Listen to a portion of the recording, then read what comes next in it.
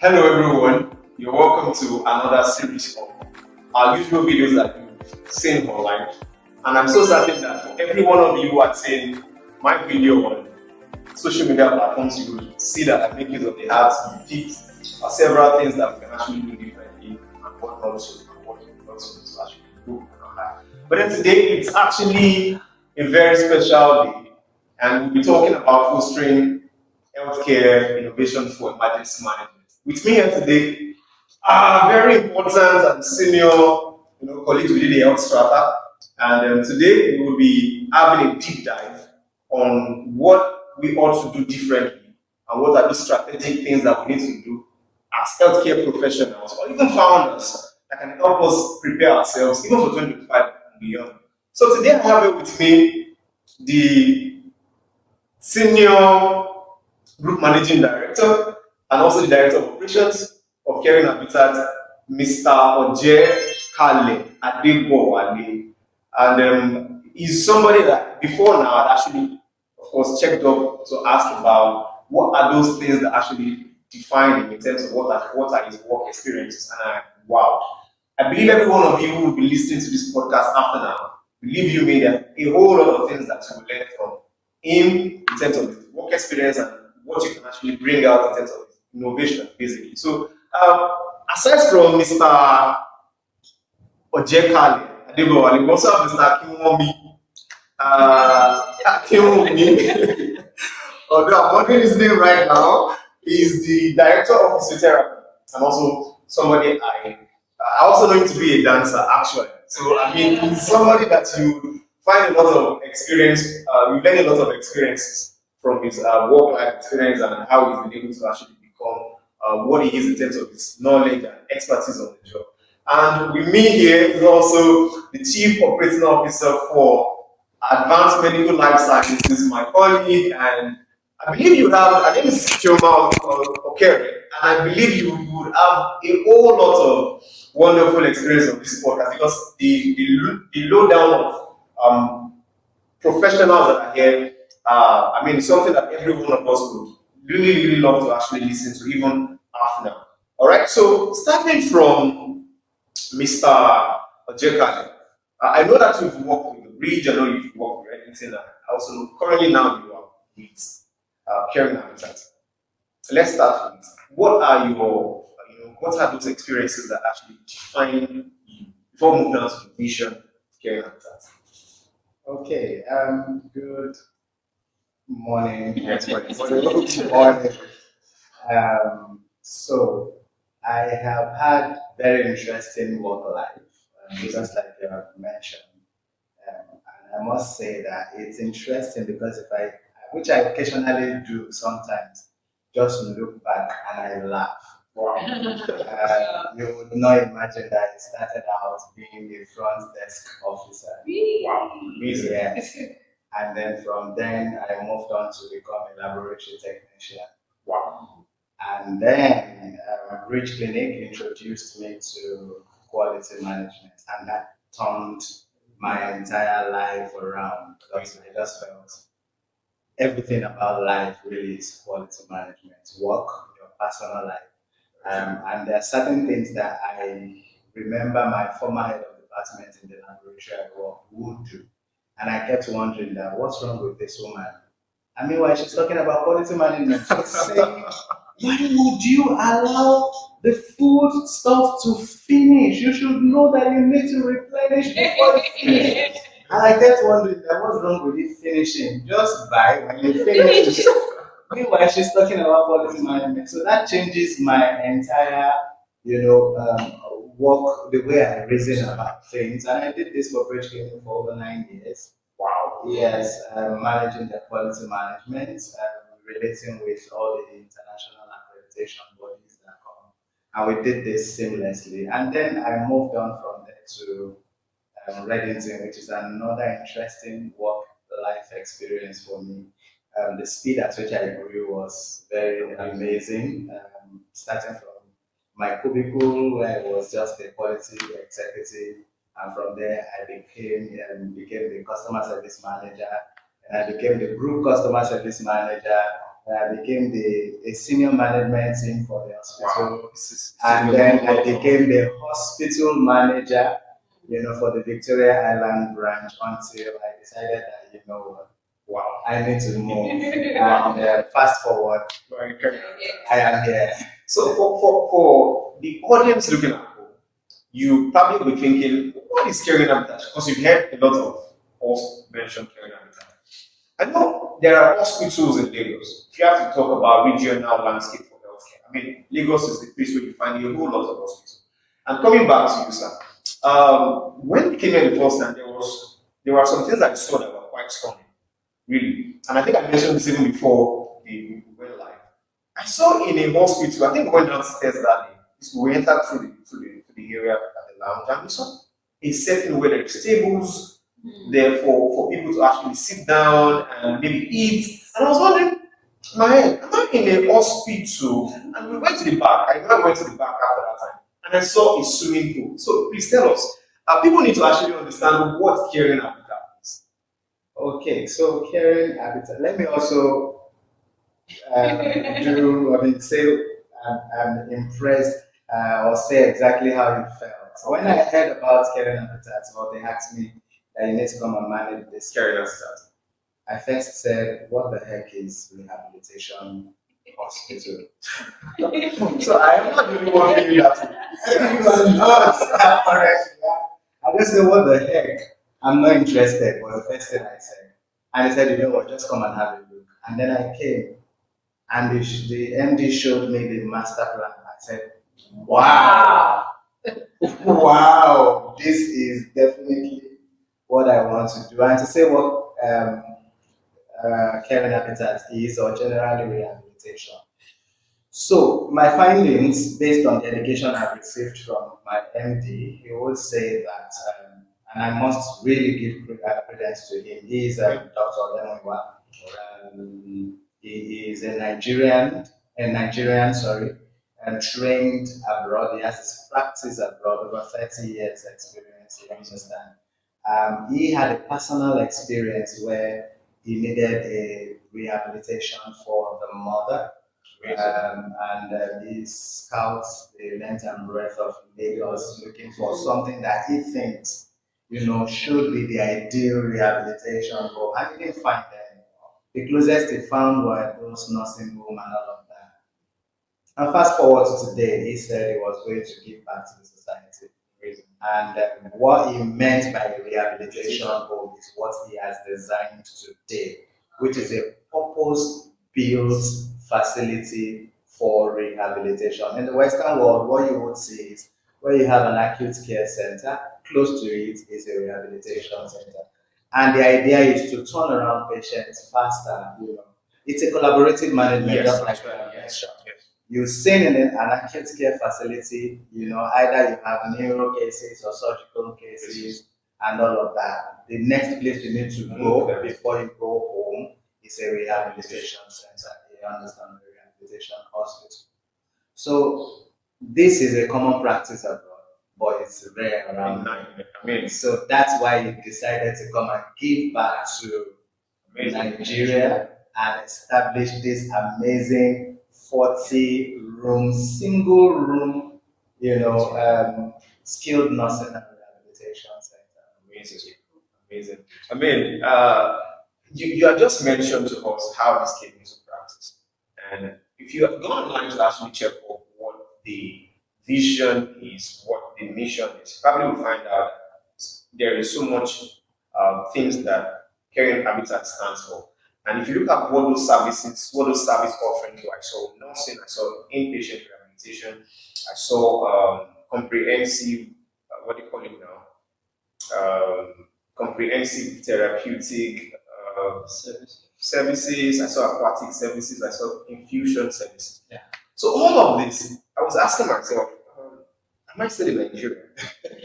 So please, the audience needs to understand, because for me, I think what we know of is if you're sick, you go to the hospital, they give you prescription tablets. If you have an emergency, maybe you have an accident, they tell you, okay, probably go to Yaba and all of those places where there is facilities to actually take care of this. But Coming down here, I saw a whole different setup, and I was like, this podcast, you deep dive. What are all these things? At what point do people take care of? Because I know we have a lead physiotherapist here, Yeah. who will probably shed more light on it. But at what point do people have issues, or is it that you want to go into this? At what point do I say I would be recommended to come into caring and maintenance? Yes. All right, thank you very much. Firstly, you murdered my name. I would like to make sure so my name is Akindele Akinwonmi. Good. Please say that again. Akindele Akinwonmi. Okay. All right. Yeah. So about rehabilitation. So like my general manager mentioned, we have the acute setting where when there's an illness, there's an acute illness, that's where you first go to, really. But then you don't want people staying in the hospital for so long because you need preaching of discharge rate. Bed spaces. Yes. So what you want to do, there's now a rehabilitation center where from the acute center, that's where you go to before you go home. So rehabilitation, so you don't, if there's an onset of an illness, you don't come to rehabilitation center immediately. Okay, you go to an acute hospital. But then before you get to be discharged to your house, you need to go through rehabilitation. It could be neuro condition, it could be cardiac conditions, it could be orthopedic conditions, any form of condition. So the process where you get to take care of yourself, the professionals that we have, physiotherapists, there's a rehab professionals which consists of the physiotherapists, the occupational therapists, the medical doctors, the nurses, the speech therapists, the clinical psychologists, orthotists and prothetists. It's a lot of pharmacists, so and we have them here.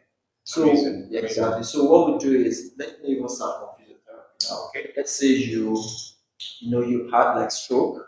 There's an onset of stroke. You go to the hospital first. Let them take care. They have to do surgery. They have to give you medications. If it's hypertension, and they need to like push down. They need to do all those first and acute setting. Okay. Then after that, they discharge you to a rehabilitation center.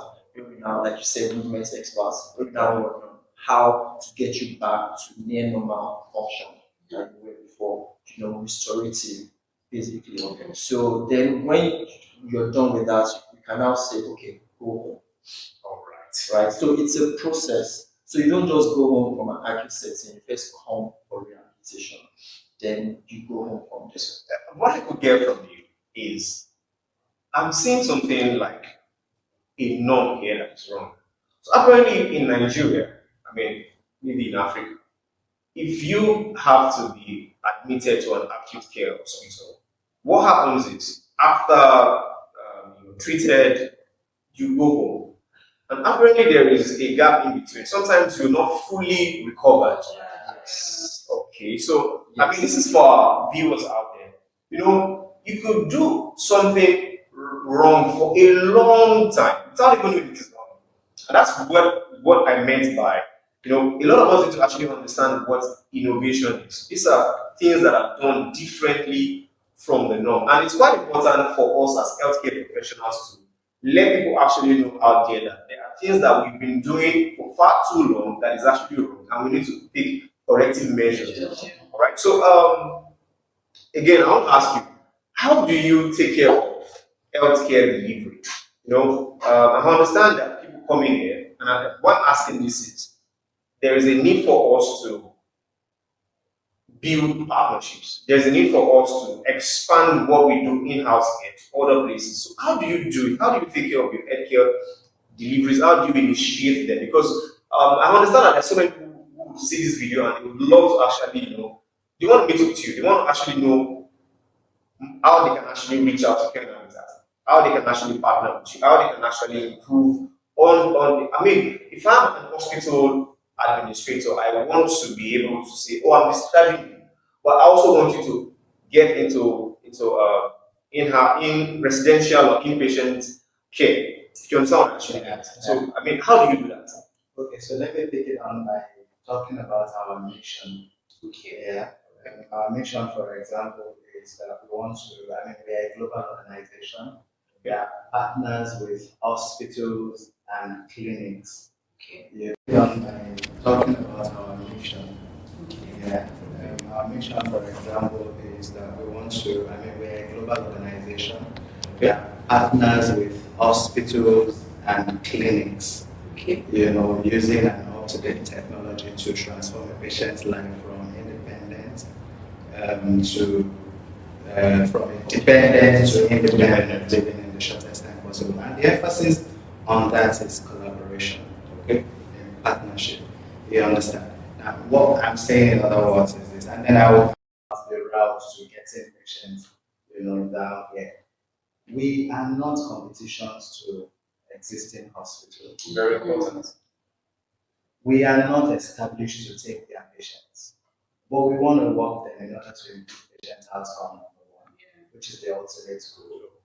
And then another important goal is that we want to help them free up their bed space faster. Do you understand? And help them increase capacity utilization. It makes their space available for the core clinical care that they need to give to patients. Do you understand? So what do? We've been talking and going into various partnership arrangements with hospitals. I can give you some example. Evercare, we in partnership with First Cardiology. We are in partnership with a whole lot of other hospitals. And we could even go as far as a customized care. For example, there's a prof that we're in partnership with, who said, I will do a knee replacement surgery for my patient. And he understood the importance of this. So it wasn't difficult for us, to. He said, I will do my knee replacement surgery. You will speak with the patient immediately and say, post knee replacement surgery, you will need to go to care and for your rehabilitation. Do you understand?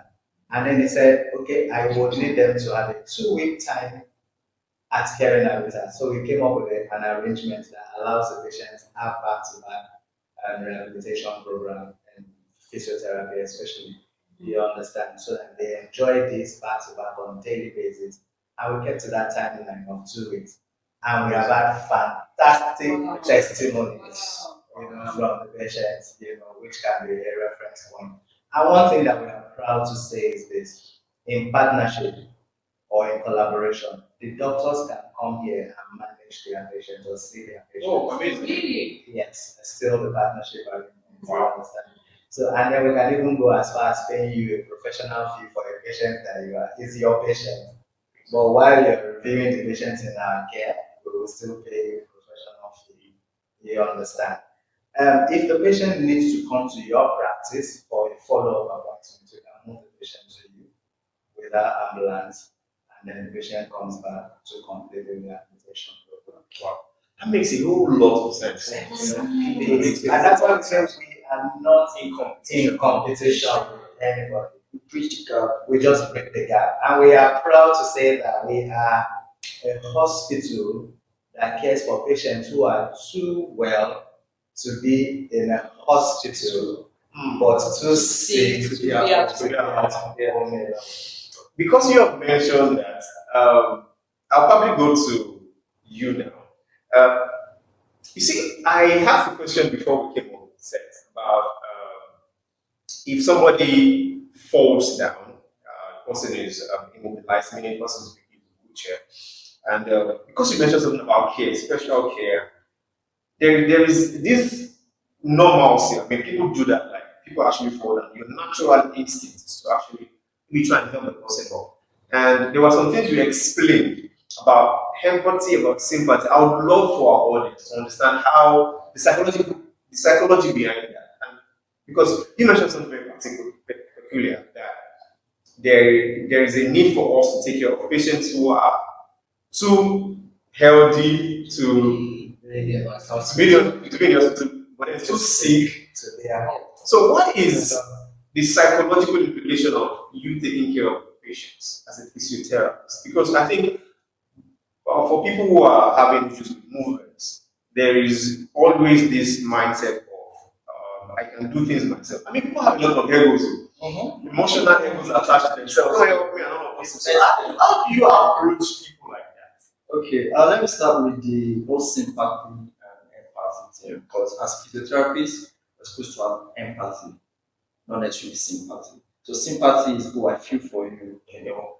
Empathy is I'm putting myself in your shoes. So you need to put yourself in your patient's shoes, and then that will make you, to motivate you to do more and to always want to help them. Because you imagine you being the one that's restricted, you can't move. Nobody likes that. So you need to do all you can to actually make sure, okay, this person needs to get back to what they used to do. So, you know, if a patient falls down or a person falls down, like you said, you need to seek consent. So even here, we have a consent form. We don't just jump right on and start doing physiotherapy. We need to seek your consent first. Make sure, explain to you what this process is about. So we're in it together, because it's a teamwork. So we're not just, it's a teamwork. We need the patient's compassion. We need the patient to be psychologically ready for this also. So in physiotherapy, there's a lot of psychotherapy going on also. There's a lot of psychotherapy going on. If not, you might not necessarily see the change you want to see. So as you're doing the physical parts, you're doing the emotional and the psychological parts, so that you can see. So it's a holistic approach to it.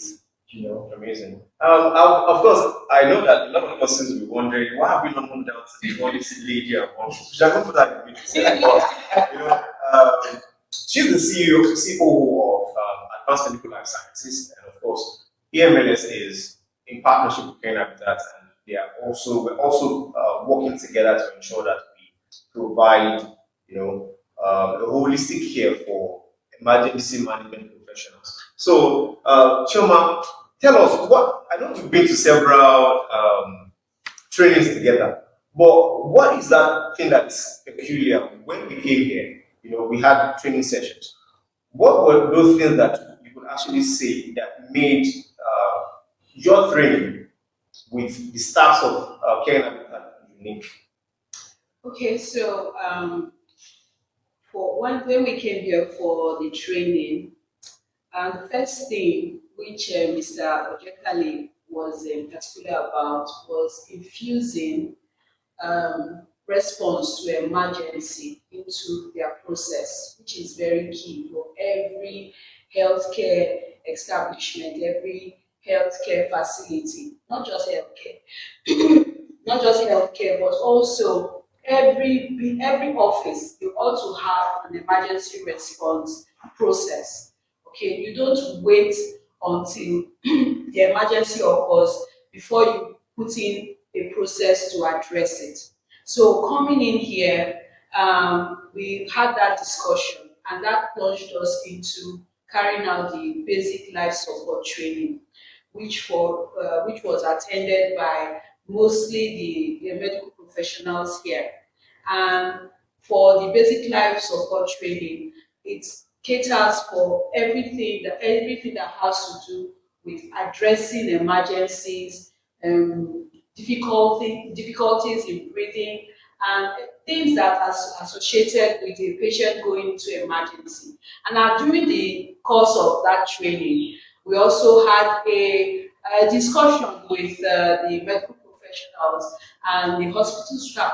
How can we infuse? Because it's not just training you. Oh, when you get here, you carry out the CPR, checking the person's breathing, but you need to infuse that into the process so that any of the staff, once they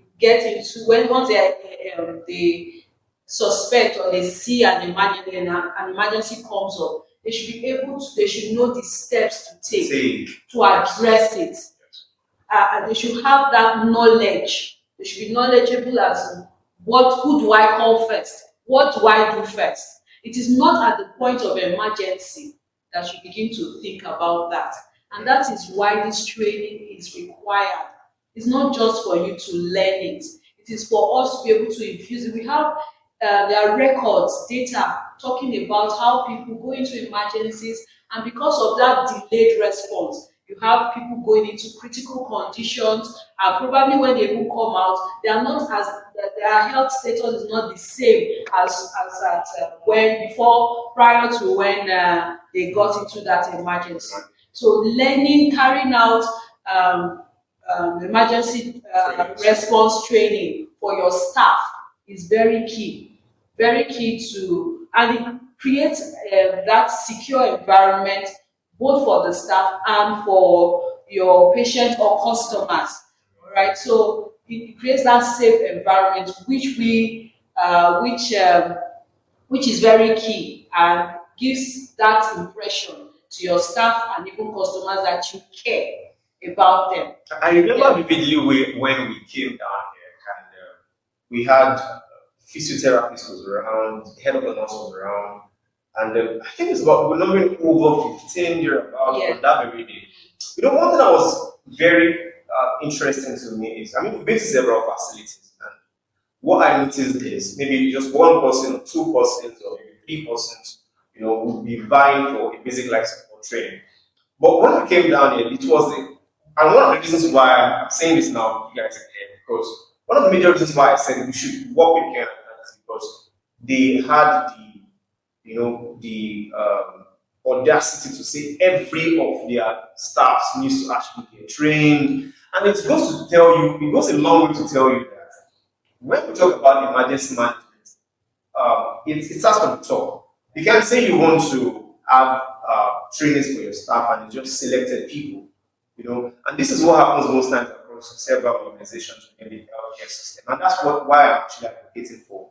We need to actually put structures in place to ensure that training is done for all staff. It should not be, you know, segregated. Okay, maybe senior staff need to get trained, lower staff do not need to get trained. Because for emergency management, it can happen anywhere. All right. So we're rounding up this conversation, and very quickly, I want to actually ask us a few questions. I read a book by Brian Tracy recently, and this is for people out there that are vying to actually go into healthcare management, right? I mean, there are schools in Nigeria. In that book, I read that his elder brother had, you know, started off as an architect, later became a head architect, and eventually changed discipline to become a lawyer and his all right. And then you mentioned something very critical, and it dawned on me that there are lots of persons who are starting off as lab technicians, as quality control specialists. How can they grow within that rank? You know, sometimes say, how can they become, you know, improve on their quality set? How can they eventually become top persons within the healthcare profession? This is actually something special for those who are actually watching right now. Okay, so if I could say this from my experience and answer it by saying what exactly motivated me, you know, to follow the pattern that I did. First off, I'm happy I didn't even mention the name.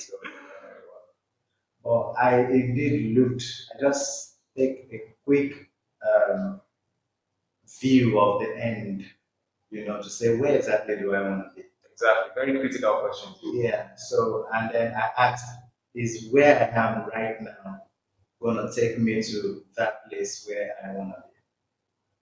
And the only way I answered that question, even though at that time it was a good, I mean, money was a good value, but the difference was very ridiculous for me. Imagine I was on, let's say, for example, at that time it was a 12,000 naira. And then I came back as a full-time staff. I was studying, working, you understand? So I went to serve and they said I should not resign or come back and resume as a full-time staff, you know, that they will pay me normally. And when I came back, they added 3,000 naira to my salary. Wow. So that was the point I said to myself that it doesn't look like this that I am doing is going to take me to Gen Z will say you should. I don't want to be. So I said to myself, you've got to do something. I've got to do something about it. You understand? And the first thing I did was I needed to, I better myself in terms of my competencies. You understand? I started doing very well. I was reading, you know, I was learning, I was understudying people. My immediate supervisors, I was understudying them really hard. And it's the results tells because you would imagine, remember rather when Obasanjo and Oshomole, presidential LLC, and they were always strike. All the lab scientists will not be able to come to work. I covered up. Reason. You understand? I was just there all the time. Imagine I hadn't done everything I Skill sets. to improve on myself. I would not, and there would have been a big gap in the hospital at that time. So I covered up so easily. And with that mindset, I moved on to, Bridge Clinic. Bridge Clinic, thank God for the boss I had initially. And unfortunately, and maybe God just did it that way. She resigned just 1 year after I left, and she just threw me into the ocean. Wow. You have to take You over. are either gonna swim or sink. And I told myself, I am going to swim. And I swam through. And my boss was very, very proud of me at that time. And one thing that I kept doing was improving my skill set every time with the end in mind. You understand? So I was gaining more knowledge, and then, so those are the things that I do. And I would encourage anyone and everyone, that just keep the end in mind. This is where I want to be. Yes. And then identify how will I get there, like a roadmap to where you want to be. Yeah. And just follow it, stick to it. It may take time, just stick with it. I mean, why I asked that question is because if you look at the demographic of Nigeria, about 70 to 100 million youths, and a whole lot of them are, of course, doing one thing or the other. Some of them are looking at the possibility of getting into a care system or healthcare management, and then they do not even know how to actually get about it. So that question is actually needed for those viewers. And I remember really well when I posted Mr. Akin. I think we did a picture together or something, or a video together, yes. And somebody reached out to me, and then the person said, "Is that Mr. Akindele?" I was like, "Is that popular?" I mean, I haven't spoken with that person for quite a long period of time. So, for Mr. Akin, my question is, you did mention something about the fact that we're not competing with other people, other healthcare practitioners.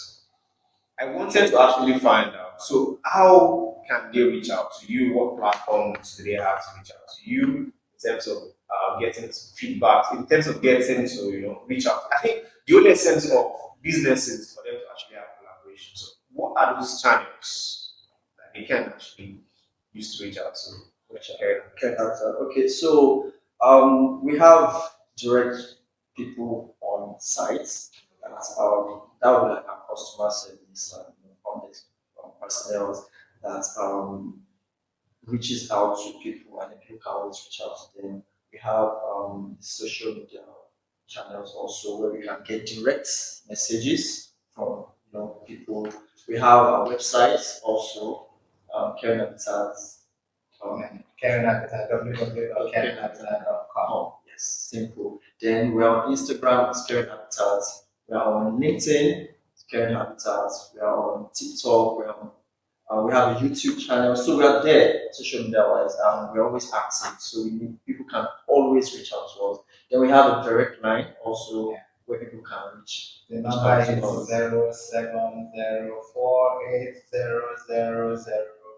07048000561562 563. Like the last four numbers. Wow. So I mean, it's quite an interesting time having this conversation with you. Chioma did mention something very important before we left, and I wanted to actually buttress a little bit about it because for us at AMLS, Advanced Medical Life Sciences, we prioritize not just providing trainings for BLS, ACLS, PALS, active courses for medical professionals, but it's also very integral for us to touch down on emergency management protocols. All right, for hospitals, I mean, we need to actually touch down on it for them to actually look at all these training courses in line with how they can utilize or use them in practice, right? For the hospitals, because if you take out what Care Habitat is doing and then you take out our trainings for other hospitals, it's quite different. The practical approach is quite different. So I just wanted to touch down more on that. Okay, so the Advanced Medical Life Sciences not only, like I said, not only provides training, but we are also looking at how that the establishment or the institution and invite that training or infuse that training into their processes. And like we mentioned earlier, it is not just for selected few. Life-saving skill is important for everybody. Like we also mentioned here that because emergency can occur at any point in time, that is why it is important that everyone has an idea or knowledge of what to do when there is an emergency. Okay, so when we come in, when we come in for training, the advanced medical life sciences will also have a discussion with the training participants or the staff on how that what they have learned can be infused in their processes. What's the first step to take? All right, and I want to say that the earlier an emergency is addressed or is taken care of, the higher chances of survival for that person. So that is why it is key for every person, whether it's a front desk person, your receptionist, your security personnel, the senior staff, those in the core services. The life-saving skill training and attending to emergency is key for everyone, right? So I'm saying using this platform to appeal to offices, hospitals, schools where you have nurses, teachers. You need to have that skill so that before you give that call, while you're giving that call to get the medical professionals to come, you must have done something, not just looking at that person. All right. Yeah. Thank you very much. I really want to appreciate you for your time. We're about to get into the last bit of podcast.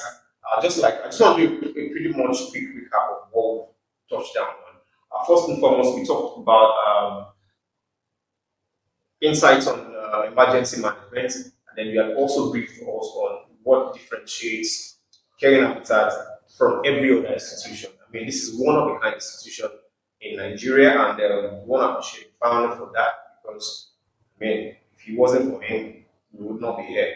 All right. So we also touched down on practical steps or strategies to enhance healthcare delivery, what we're doing in-house to treat our patients. We talked about empathy, sympathy, and how we can actually improve on our healthcare delivery goals. I think finally, I just want to throw this out for anyone of you can actually answer.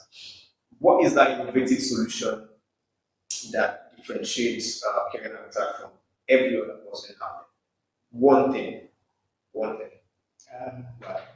maybe if I'm going to say the one thing that will be a critical success factor, which differentiates us, from any other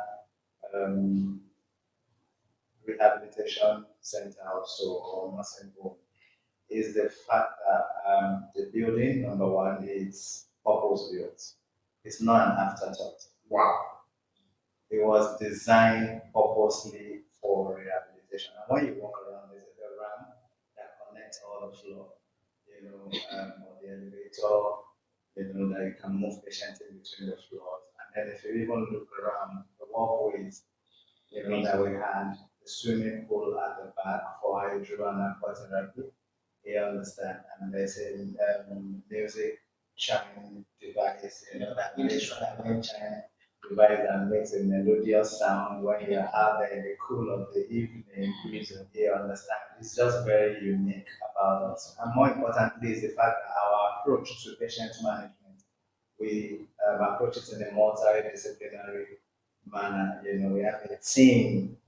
It's not just nurses that move the patients around. So it makes it very easy for us to manage our patients. So we have a multidisciplinary team led by a clinical director. We have the other medical officers that work. So we have the occupational therapists, the physical therapists, the nurses, the pharmacists, it's a team that manage, and they review patients and they give feedback to the family to say this is how well the patient is doing. And more importantly, when we are discharging our patients, we form a wall and celebrate them. Amazing. I mean, it's something that I would love to see every other hospital replicate, But like you already mentioned, it just shows that caring habitat cares at the heartbeat of every operation, the give up to that name. And at this point, I want to say thank you for having us, not for the Good Life Sciences thing. We want to say thank you also for showing up today. And hopefully next time we'll have other episodes just to actually talk about deep operations. I know there are a lot of specialties that you mentioned, occupational therapists. I know this is the lead physiotherapist within the organization. I know there are a whole lot of other departments, right? Specialties that define scale. On that note, we say thank you very much, Mr. Ojekale Adebowale and Mr. Akindele. I appreciate it. All right, and then salute you, Chioma Okere. Thank you very much for the time. It's a pleasure. And that's a wrap from every one of us here. And then for my listeners, I haven't showed you today about what you can actually do with that. Stay tuned for other episodes. Bye. Yeah.